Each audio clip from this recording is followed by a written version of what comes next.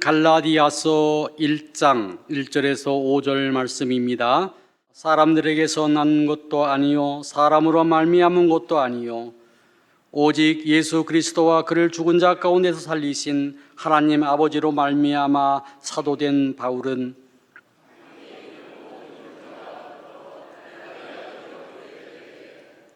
우리 하나님 아버지와 주 예수 그리스도로부터 은혜와 평강이 있기를 원하노라.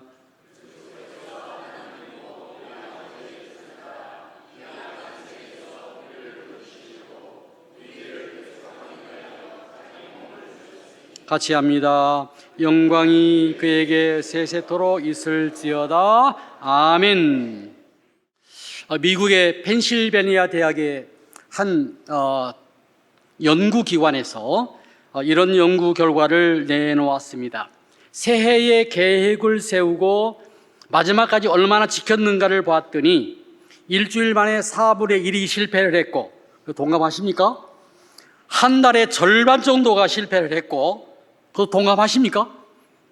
1년 동안에 얼마나 지켰는가 봤더니 8%가 지켰다고 합니다. 아마 공감되는 부분이 많이 있을 것입니다. 여러분 6개월 전에 세웠던 계획 지금 어떻게 잘 진행되고 계신가요? 아마 긍정적 아멘 하신 분은 우리 종철이 집사님밖에 없는 것 같아요. 왜 이렇게 계획을 실천하지 못하는가라는 것을 이렇게 물어봤더니, 첫째, 불가능한 목표였다. 두 번째, 진념과 의지와 끈기와 열정이 부족했다. 세 번째는 능력이 부족했다. 네 번째는 장애물을 극복하지 못했다. 아마 우리 모두가 이 부분에 공감하는 부분들이 좀 있으리라 믿습니다. 우리도 작심삼일이라는 말을 많이 사용하죠. 한번 결심하고 3일 못 간다 이런 이야기를 많이 하는데, 오늘 6개월을 지난 이 시점에서 우리 하반기에 계획을 세우면서 어떻게 우리 계획을 세우는 게 좋겠는가, 우리 사도 바울의 예를 통해서 알아보기를 원하는 것입니다. 사도 바울은 이와 같이 많은 사람들이 실패했던 이것, 능력이 없어서 또는 목표를 너무나도 넓게 크게 잡아서 끈기와 열정과 인내가 없어서 장애물이 있어서 못했다고 하는 이런 한계가 있는 목표들을 이루면서 고백을 합니다. 디모데후서 4장 7절에서 8절까지 말년에 이런 고백을 합니다.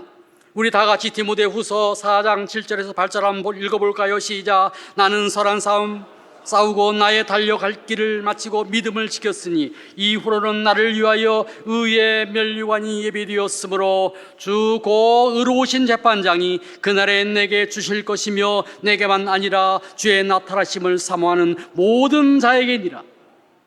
여러분, 사도 바울은 1차, 2차, 3차 전도 여행에 로마까지 가서 전도하면서 미지의 세계를 개척하면서 앞에서 말한 어마어마한 곤란한 점이 있었습니다마는 사명을 완수하고 믿음을 지켰다.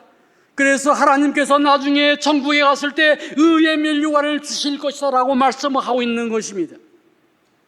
그리고 우리 말씀을 읽는 우리에게, 나만이 아니라 우리에게도, 우리 모든 성도에게도 사명을 지켜서 행하면 의의 면류관이 올 것이다 라고 오늘 말씀하고 있는 것입니다.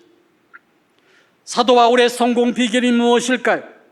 사도 바울은 어떤 점에서 무엇 때문에 이런 사명을 지킬 수 있었을까요? 오늘 말씀의 제목처럼 정체성과 소명감입니다. 좀 더 정확하게 얘기하면 주 안에서 분명한 정체성과 하나님이 나를 부르셔서 이 자리에 세웠다고 하는 소명감 때문에 이 사명을 감당할 수 있었다고 하는 것입니다. 우리가 오늘 말씀을 통해서 가져야 될 것은 두 가지입니다. 분명한 정체성을 확보하는 것입니다. 두 번째는 나의 있는 이 자리가 하나님이 부르셔서 이 자리에 있다고 하는 확신인 것입니다. 여러분들이 지금 어느 자리에서 무엇을 하든 어느 사명을 감당하는 간에 그 자리는 곧 정체성과 소명감으로 이루어져야 사명을 완수할 수 있다라고 하는 것입니다. 첫 번째로 사명을 완수하기 위해서는 분명한 정체성이 있어야 합니다. 정체성이 뭘까요? 아이덴티티라고 하죠. 내가 본질적으로 가지고 있는 특성입니다.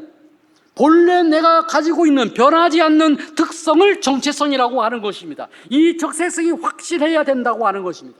즉 나는 누구인가에 대한 답인 것입니다. 여러분은 누구라고 답을 하시겠습니까? 많은 사람 앞에서 나를 소개할 적에 나는 이런 사람이다라고 소개할 때 어떻게 소개하십니까? 나는 어느 대학을 나왔고 어느 학위를 가지고 있고 어느 직장을 다니고 있고 연봉이 얼마며 사회적으로 어떤 지위를 가지고 있다라고 소개하십니까?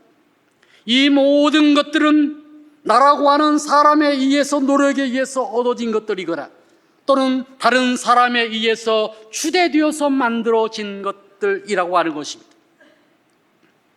그러나 사도 바울은 이런 것들을 거부하는 것입니다. 내가 실력이 있었어, 내가 능력이 있었어, 내가 학식이 있었어, 내가 육체적 조건이 있어서 내가 사도가 된 것이 아니다라고 하는 것입니다.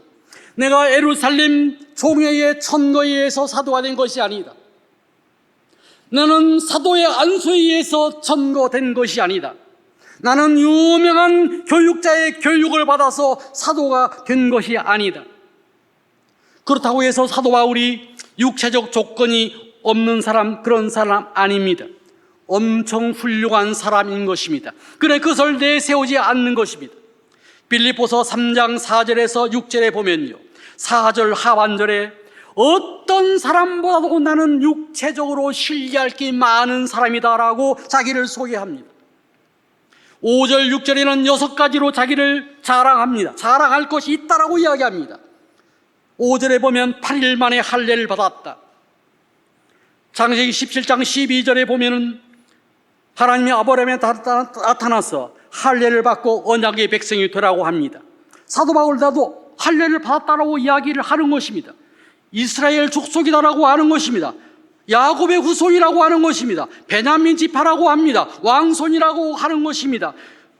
율법을 다 지켰다라고 이야기하는 것입니다.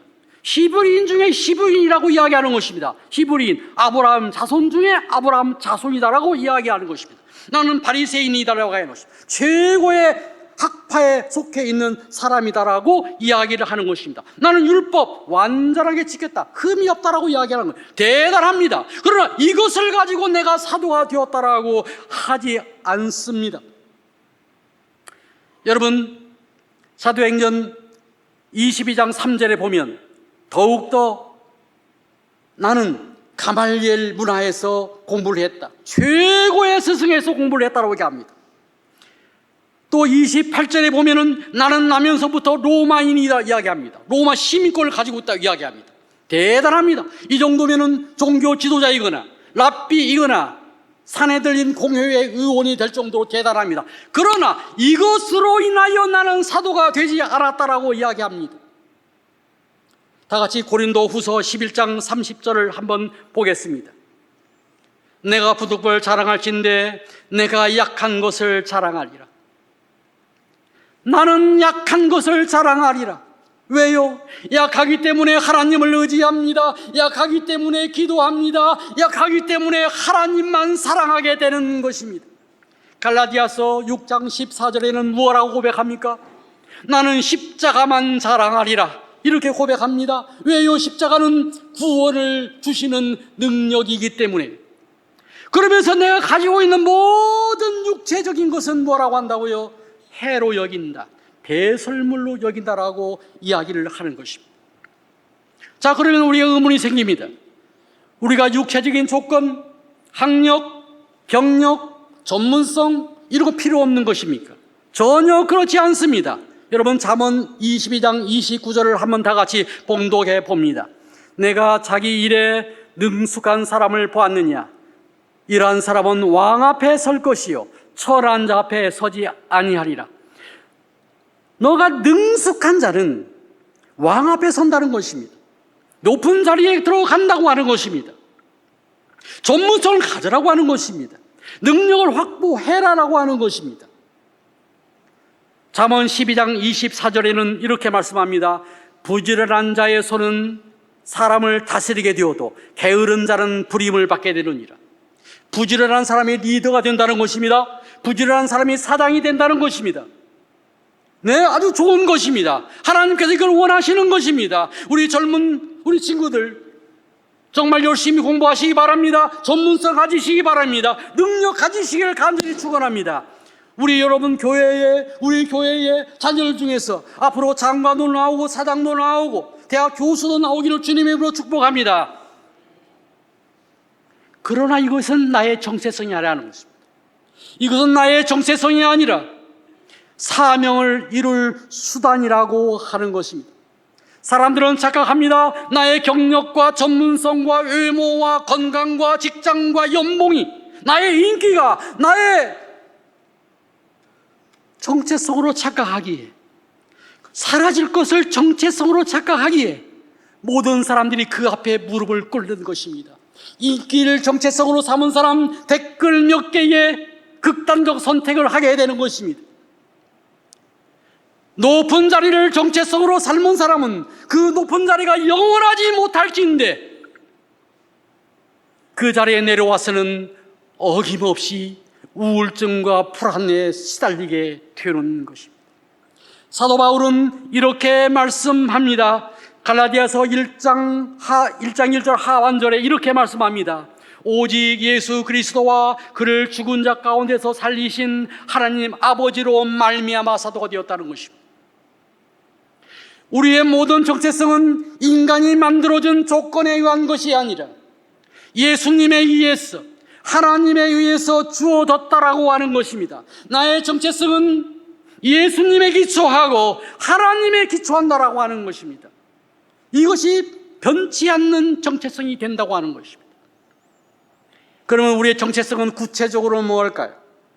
첫 번째로 하나님의 자녀로서의 정체성입니다. 하나님의 자녀로서의 정체성. 여러분 요한복음 1장 12절 다 같이 큰 소리로 암송하면서 한번 읽어봅시다. 시작. 영접하는 자 곧 그 이름을 믿는 자에게는 하나님의 자녀가 되는 권세를 주셨습니다.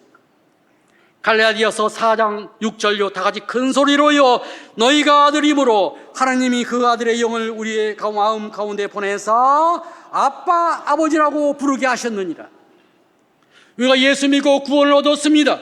우리의 정체성은 하나님을 아버지라고 부르는 거예요. 그런 권세를 가졌다는 거예요. 만유의 주고 만왕의 왕이신 하나님이 우리 아버지라고 하는 것입니다. 그 자녀의 권세라고 하는 것입니다.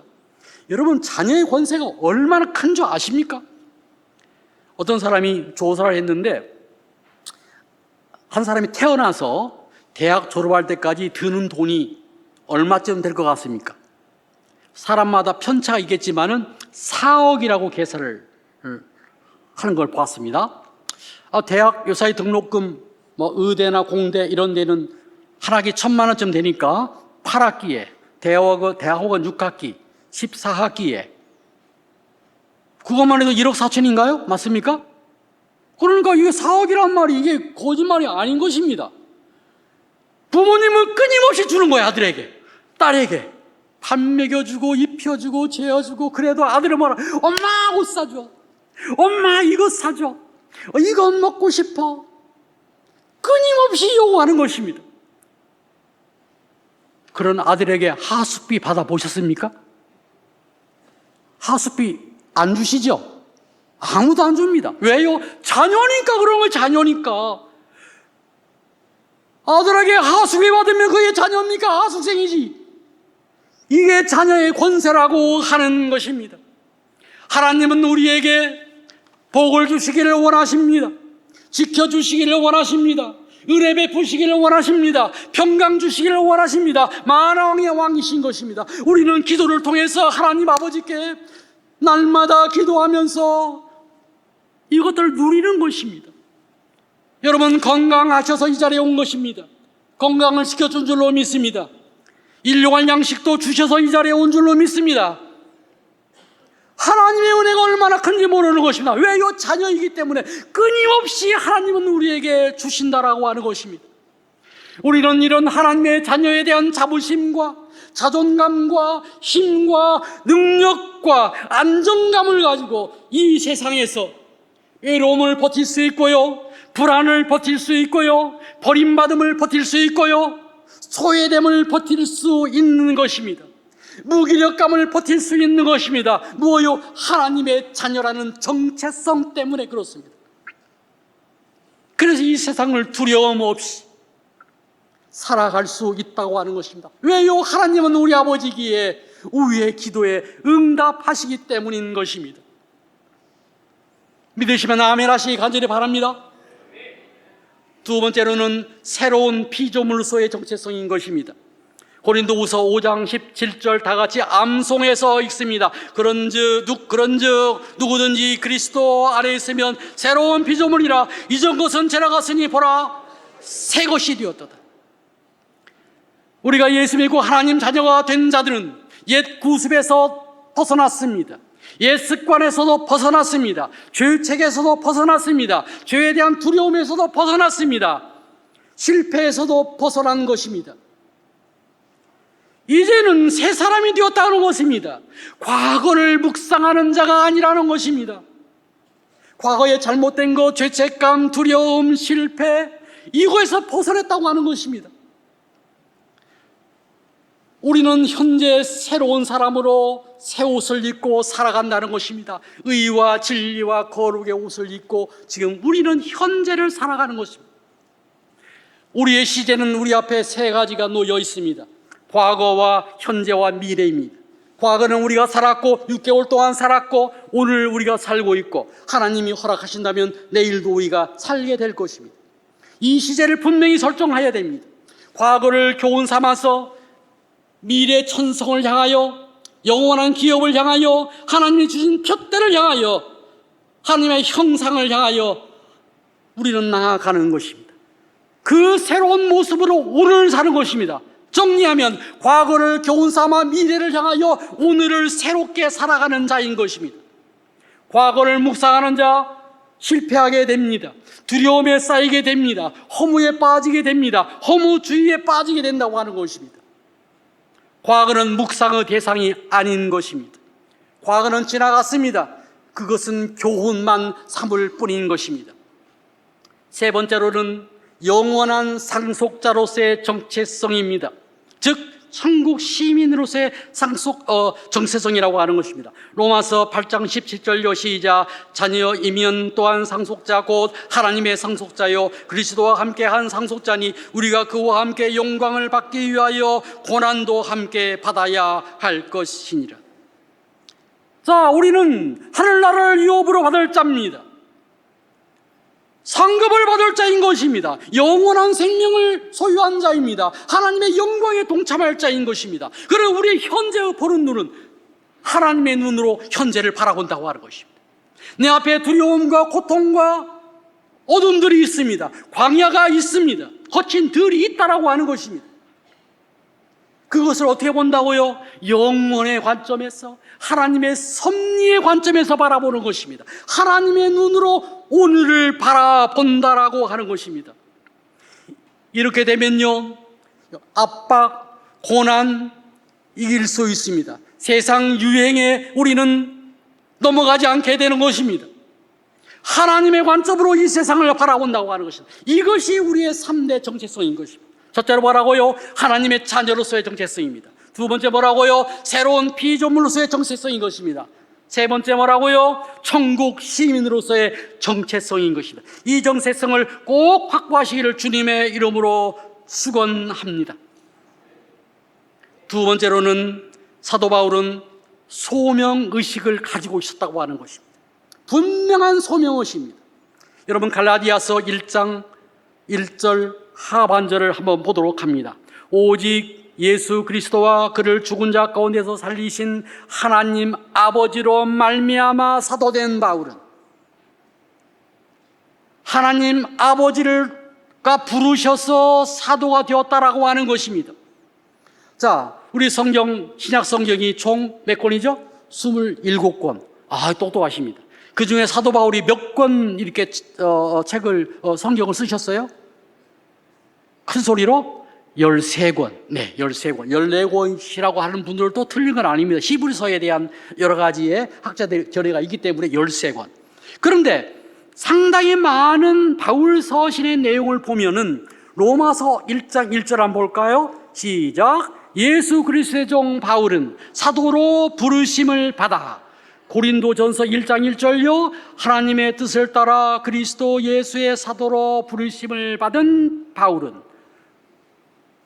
모두 이런 식으로 기록되어 있습니다. 고린도 후서에도, 에베소서에도, 빌립보서에도, 빌립보서 1장 1절에도, 골로새서 1장 1절에도 정리해보면 하나님의 뜻에 따라서 예수 그리스도의 사도로 부르심을 받았다라고 이야기를 하고 있는 것입니다. 우리 초대교회는 사도 바울에 대한 사도성에 대한 의문을 굉장히 많이 제기를 했습니다. 네가 어떻게 사도냐? 11제자 보면은 모두 예수님이 갈릴리에서 픽업했는데 너는 아니지 않느냐? 네가 왜 사도야? 우리 사도행전 1장 21절과 22절에 보면 가룟 유다가 이제 예수님을 배신하고 나서 죽고 난 뒤에 마띠아를 제자로 선출하지 않습니까? 제비 뽑지 않습니까? 그때 과정을 보면 예수님과 함께 동고동락했고 그 다음에 예수님의 부활을 증언할 수 있는 자, 그러니까 예수님과 함께 생사를 같이 해서 예수님의 죽음과 부활과 승천을 목격한 자, 지금 마띠아가 제자가 된 거예요. 그런데 사도 바울 당신은 왜 지금 제자가 된 거야? 라고 의문을 제기하고 있는 것입니다. 사도 바울은요 왜 이렇게 공격을 당했을까요? 사도성이 의심되어서라기보다도 사도 바울이 전하는 이 복음에 마음이 안 드는 것입니다. 유대인들은요 할례를 받아야 된다, 율법을 지켜야 된다라고 생각하는 것입니다. 그러니까 할례도 지키고 율법도 지키고 그 다음에 예수도 믿어야 구원받는다, 이런 생각을 갖고 있는 것입니다. 그래서 사도 바울은 갈라디아서 2장 16절 한번 넘어가서 한번 보시기 바랍니다. 3번이나 강조합니다. 율법의 행위로서 의롭게 되는 것이 아니라 예수 그리스도를 믿음으로 의롭게 된다라고 줄곧 말씀을 전하고 있는 것입니다. 그러니까 여러분 정치권에서 흔히 하는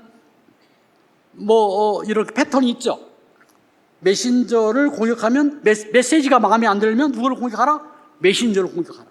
이게 아주 이때부터 나와 있는 아주 수법인 것이지요. 그러나 사실은 예수님이 부르셨습니다. 여러분 사도행전 9장과 22장과 26절에 보면은 다메섹으로 예수 믿는 사람을 잡으러 가던 그 당시의 사울을 부활하신 예수님이 불러 세워서 사도로 부르셨다고 하는 것을 이것을 더 확실하게 하기 위해서 사도행전 9장 15절 다 같이 봅니다. 주께서 이르시되 가라, 이 사람은 내 이름을 이방인과 임금과 이스라엘 자손에게 전하기 위하여 택한 나의 그릇이니라.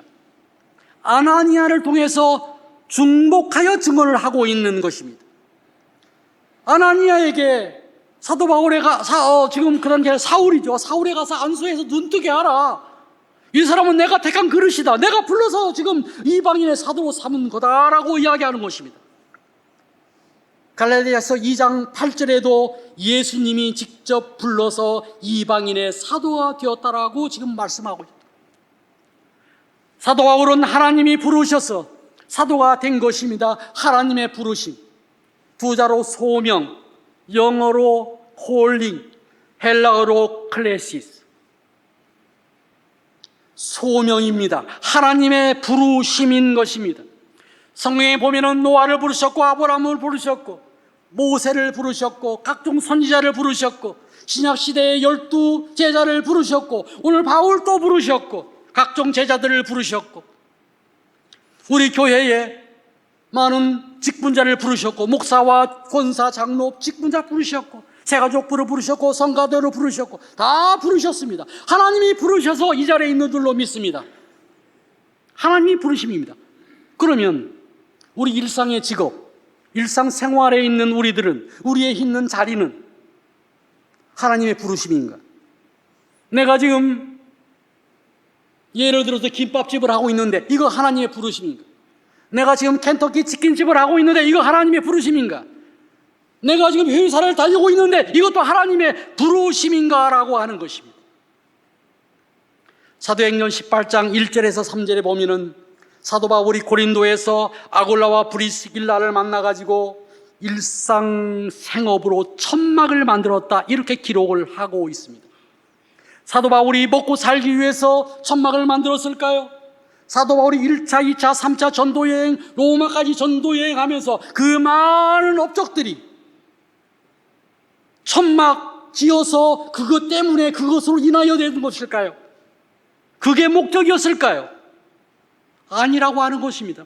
천막을 만들면서 많은 사람을 만납니다. 시장의 장사를 만나고, 지역사회 상인들과 만나고, 구매 고객과 만나고, 승업자와 만나고, 직물하는 사람들과 만나고, 많은 기술자들을 만나는 것입니다. 그들을 만나서 접촉점을 마련하고 복음의 통로를 마련하기 위해서 천막을 만들면서 사역을 했다라고 하는 것입니다. 우리나라 올해는 대한민국 선교에서 굉장히 중요한 시점입니다. 우리나라가 복음이 처음 들어온 것이 1885년입니다. 지금 140주년 되는 해입니다. 140년 전에 우리가 복음이 들어왔다는 것입니다. 복음이 들어올 적에 여러분 잘 아는 언더우드 선교사 이런 등등 선교사 속에서 세브란스 병원이 들어오고, 연희 전문이 들어오고, 이화 학당이 들어오고, 경신고등학교 들어오고, YMCA가 들어오고, 고아원이 들어오고, 같은 사학이 들어오는 것입니다. 그걸 통하여 복음을 전하는 것입니다. 여러분, 지난 2025년 6월 6일에 제19차 한국의료선교대회가 있었습니다. 여기에 의사, 간호사 950명과 84개 의료단체가 참여했다. 여러분, 우리나라에서 어마어마한 의료진들이 어떻게 했다고요? 세계 여로에 나가서 지금 의료를 가지고 선교를 하고 있는 것입니다.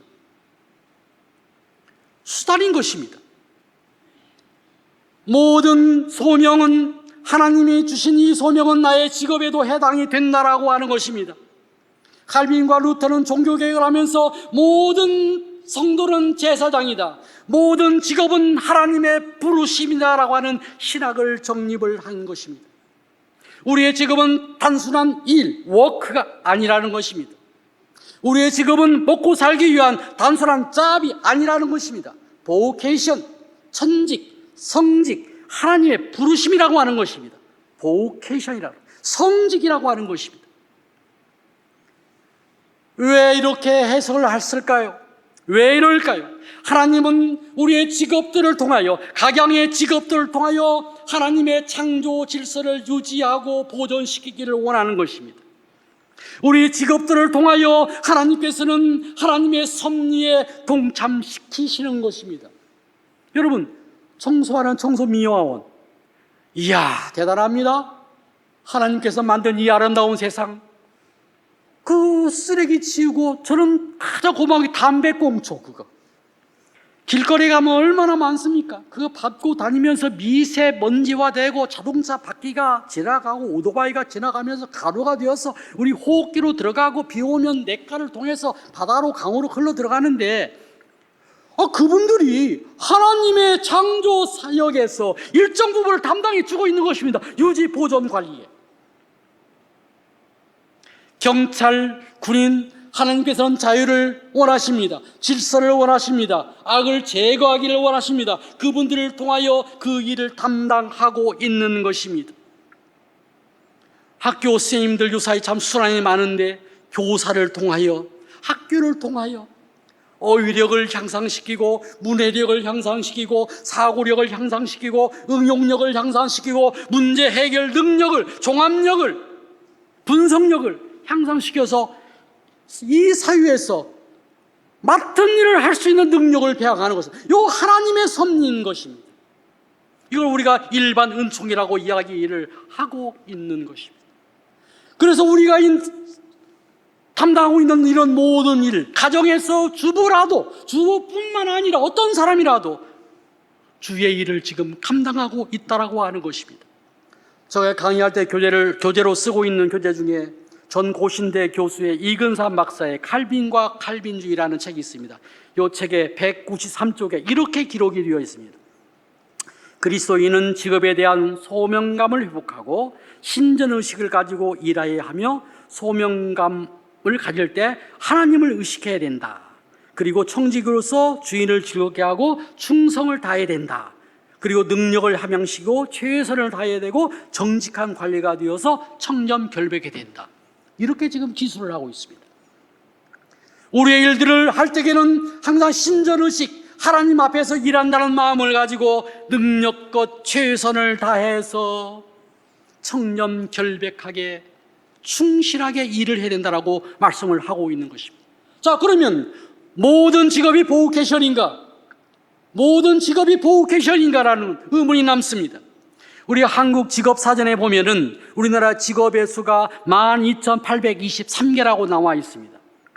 그런데 2025년 5월 30일 통계 질병관리청이 발표한 자료에 보면 2022년 기준으로 직접 흡연으로 사망한 사람은 72,689명, 사회경제적 비용은 13조 6,316억 원. 이 흡연으로 인하여 암과 만성질환에 걸린 사람이 되게 많다. 이렇게 진단하고 있는 것입니다. 현재 건강관리공단하고 담배회사하고 소송이 붙었는데요, 533억 원 소송이 붙어 있습니다. 당신들 담배 팔아가지고 우리 많은 국민들이 병 걸려가지고 우리 의료 보험 재정이 이렇게 빵꾸 났어, 당신 물어내. 이런 소송이 걸려 있는 것입니다. 이거 담배 판매업 보호케이션 맞습니까? 성직 맞습니까? 아닌 것입니다. 제가 엊그저께 이빨이 좀 아파가지고 치과에 가서 이빨 빼라 그래요. 이빨 뺐습니다. 아파 죽겠더라고요. 그런데 그 사람이 약봉다리를 주면서 약 주면서 주의사항을 딱 주는 거예요. 주의사항이 뭐 있냐면, 첫 번째로 뭐가 있냐면요, 음주 흡연은 수술 부위에 염증을 유발합니다. 염증 유발, 흡연, 음주.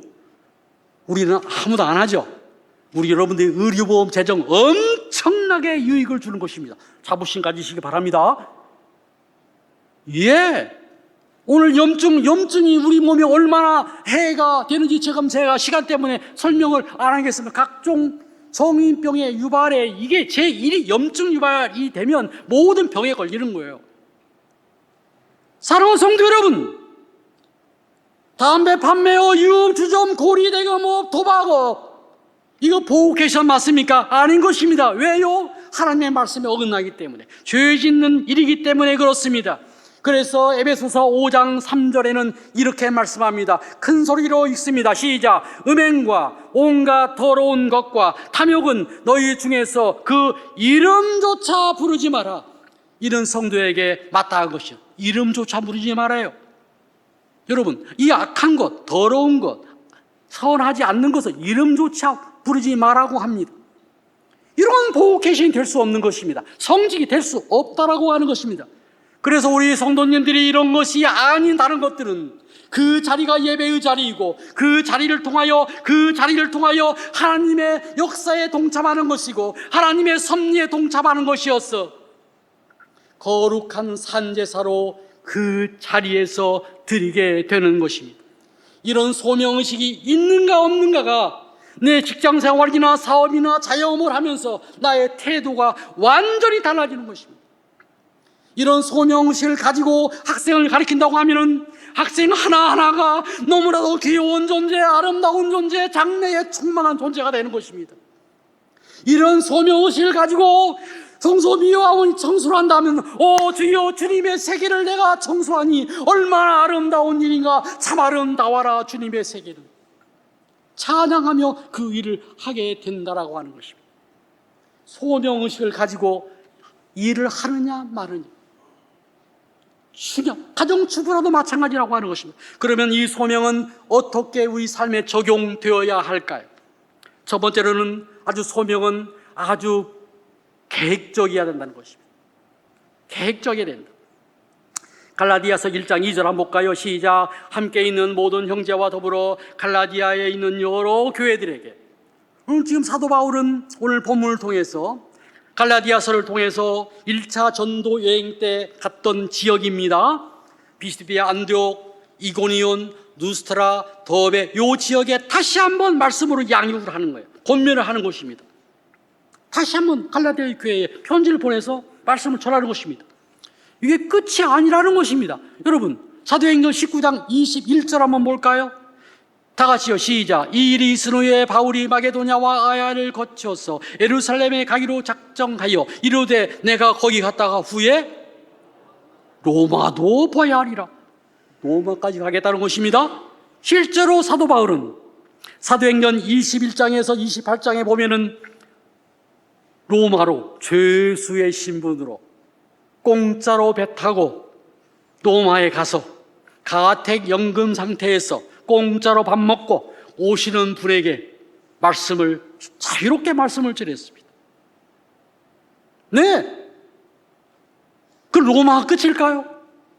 로마서 15장 28절 봅니다. 시작. 그러므로 내가 이 일을 마치고 이 열매를 너에게 확증한 후에 너에게 들렸다가 어디로 가리라? 서바나로 가리라. 자, 갈라디아, 로마, 서바나. 서바나는 지금의 스페인입니다. 그 당시에 로마의 점령 서쪽 끝이 서바나입니다. 그러니까 아마 땅끝까지 복음 전하라고 하는 그 예수님의 명령을 수행했을 거라고 학자들은 이야기합니다. 로마 감옥에서 가택연금에서 풀려나서 또 잡히기 전에 아마 서바나, 스페인을 갔을 것이다 라고 학자들은 추정하는 것입니다.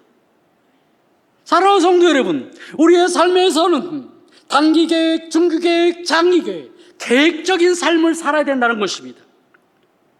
우리의 모든 삶의 영역에서 가정생활이든 직장생활이든 노후생활이든 자녀 교육이든 계획적으로 단기, 중기, 장기 계획을 세워야 된다라고 하는 것입니다.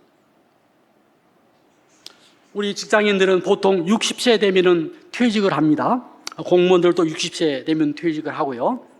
물론 자영업자는 건강이 허락하면 될 수 있고, 사업하시는 분들도 마찬가지겠습니다. 5년이니까. 자, 퇴직 후에 어떻게 할 것인가? 퇴직하고 나서 허둥지둥해서는 안 된다고 하는 것입니다. 아, 내가 사회 공헌 활동을 해야 되겠다, 봉사 활동을 해야 되겠다 이러면은 내 자격증을 점검을 하고 내가 장점이 무엇이 있는가를 찾아보고 탤런트를 찾아보고 또 내가 원하는 일이 있으면 거기에 맞는 자격증을 획득하고 경험을 쌓고 자료를 모으고 적어도 5년 동안은 장기적으로 계획을 세운 뒤에 퇴직하고 나서 그 일을 수행해야 된다고 하는 것입니다.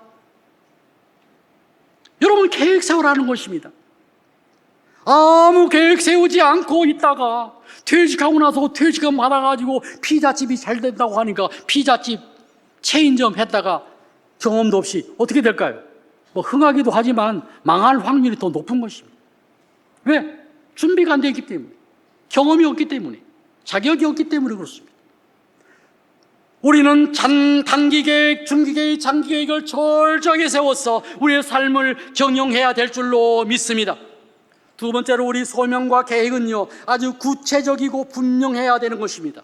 사도행전 9장 15절 한번 볼까요? 시작. 주께서 이르시되 가라, 이 사람은 내 이름을 이방인과 임금들과 이스라엘 자손에게 전하기 위하여 택한 나의 그릇이다. 목표가 분명합니다. 이방인, 임금, 이스라엘 자손, 유대인, 딱 분명한 것입니다. 목표가 분명해야 됩니다. 어떤 계획을 세울 때, 세부 계획을 세울 적에 선명하고 구체적이고 분명하게 되어야 된다는 것입니다. 여러분 삶에서 각자의 직장에서, 각자의 터전에서 분명한 목표, 어떻게 하면 맛있는 음식을 만들 수 있을까라는 분명한 목표. 어떤 사람이 예를 들어서 성경을 읽다가 우리 고린도전서 6장 19절이죠. 우리 몸은 성령의 전이다. 하나님께서 내게 주셨고 내 몸은 내게 아니다. 이 말에 은혜를 받은 거예요. 야, 그럼 내가 살 좀 빼야 되겠다. 마음을 먹었습니다. 1년에 8kg 빼야 되겠다. 마음을 먹었어요. 우리 성도님 중에는 살 빼야 될 사람이 아무도 없는 것 같습니다. 여기에 보니까 아주 다 날씬해가지고. 그러면 그냥 1년에 8kg 빼겠다 이러면 빼집니까? 구체적으로 세워야 되는 것입니다.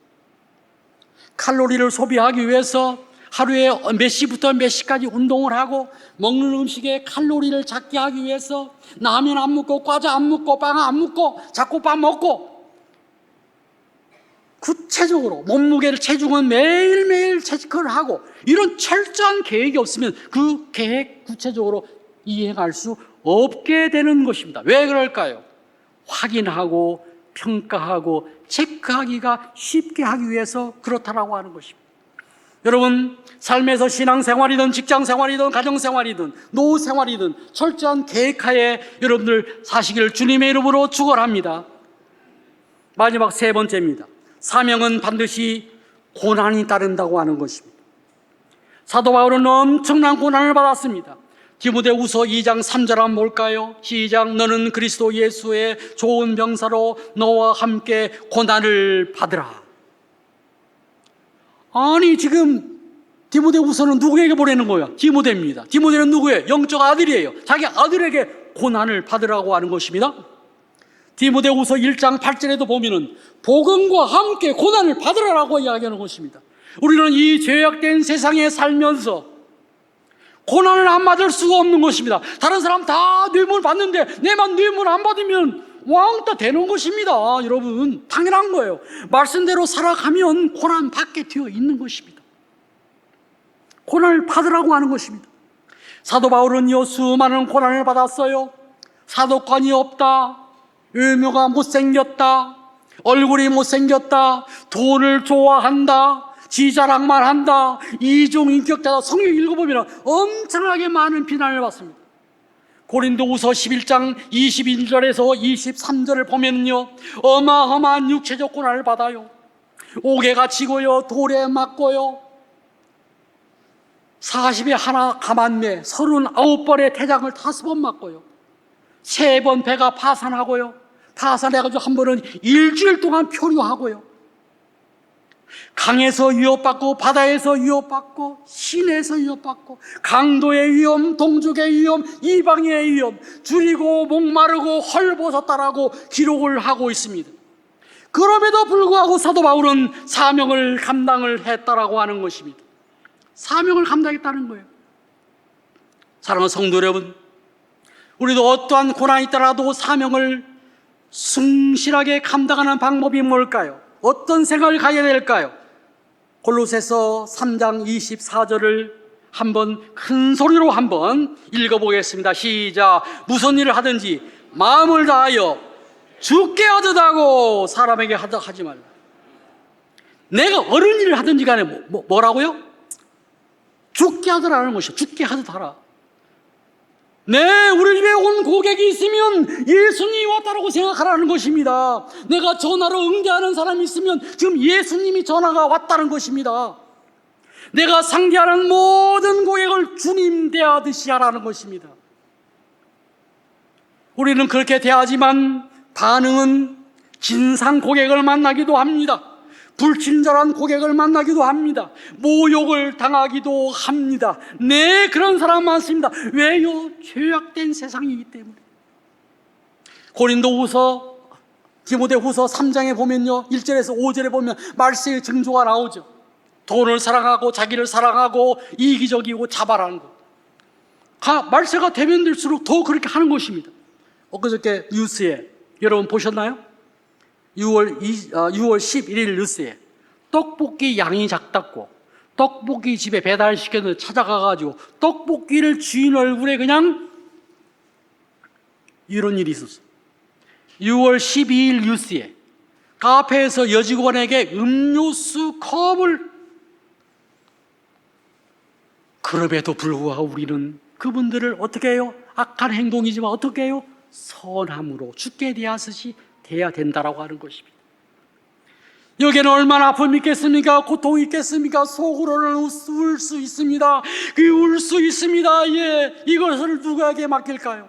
주님께 맡겨버리는 것입니다. 로마서 8장 18절 다 같이요. 생각건대 현재의 고난은 장차 우리에게 나타날 영광과 좋게 비교할 수 없도다. 하늘 아래서 나에게 줄 영광, 상급, 보상을 생각하면서 또 현세에서도 받을 그 보상을 생각하면서 이 고난을 감내해 나가는 것입니다. 감내해 나가는 것입니다. 근심 걱정 노심초사 없는 사람이 어디에 있습니까? 여러분, 찬송가 369장에 우리는 너무 잘 아는 찬송 3절에 근심 걱정 무거운 짐 아니 진짜 누군가 같이 합니다. 비난 저는 우리 예수 주께 기도드리세 우리 주께 맡기세. 여러분 사도행전 16장 25절 같이 한번 봅시다. 바울이 이해가 될 수 있습니다. 다 같이요 시작. 한밤중에 바울과 실라가 기도하고 하나님을 찬송하며 죄수가 듣더라. 이 관계이 뭡니까? 빌립보에서 귀신 들린 여종을 치료해 줬습니다. 얼마나 좋은 일이에요. 착한 일이죠. 그런데 그것 때문에 몰매를 맞고 그냥 오칠 찢기심을 당하고 감옥에 갇힙니다. 원망불평하지 않습니다. 어떻게 합니까? 찬송하고 기도했다는 거죠. 우리 주께 맡기세. 우리 주께 맡겨버리는 것입니다. 무거운 짐을 누구에게 해요? 우리 주님께 맡기는 것입니다. 진상고객, 어제는 진상고객을 만났지만 집에 가서 기도하고 찬송하고 은혜 받고 그리고 그 다음 날은 맑은 얼굴로 밝은 얼굴로 싱글벙글한 얼굴로 다시 매장에 나가서 어서 오세요 주께 대하듯이 하라고 하는 것입니다. 우리 주께 맡기세요. 이렇게 하면 어떤 결과가 일어날까요? 잠언 16장 3절 보겠습니다. 시작. 너희 행사를 여호와께 맡기라. 그리하면 내가 경영하는 것을 뭐라고요? 이루리라. 나의 근심 걱정 노심초사 다 주님께 맡기면 주님이 이루어 주시기로 약속하셨으니 이 약속을 믿고 모든 직장 생활에서 사명의 자리에서 보케이션 자리에서 소명의 자리에서 어려움들은 주님께 맡기시기를 주님께 축원합니다. 말씀을 맺겠습니다. 우리 주님은 겟세마네 동산에서 기도하십니다. 십자가를 앞에 두고 기도하십니다. 이런 요한복음 17장 4절 유명한 겟세마네 동산 기도입니다. 다 같이 한번 보겠습니다. 다 같이요 시작. 아버지께서 내게 하라고 주신 일을 내가 이루어 아버지를 이 세상에서 영화롭게 하였사오니. 예수님은 예수님의 사명 십자가 지심입니다. 그 사명을 완수함으로써 하나님을 영광스럽게 영화롭게 했다고 하는 것입니다. 우리는 우리의 자리에서 보케이션, 우리의 자리에서 소명의 자리에서 나의 일을 주님이 맡겨주신 일이라고 생각하고 나를 부르셔서 이 자리에 있다는 생각하고 그 사명을 잘 감당할 때에 그 자리가 영광된 자리가 된다는 것입니다. 하나님을 영화롭게 하는 것입니다. 하나님이 기뻐하는 자리라고 하는 것입니다. 사랑하는 성도 여러분, 우리는 7월 1일부터 또 하반기를 시작할 것입니다. 올바른 정체성과 분명한 정체성과 하나님이 부르신 그 소명의식으로 여러분 있는 그 자리에서 하나님이 부르셨기에 그 자리에서 충성봉사하시고 능력과 최선을 다해서 청렴결백하게 정직하게 선하게 주님의 일을 감당하시기를 주님의 이름으로 축원합니다.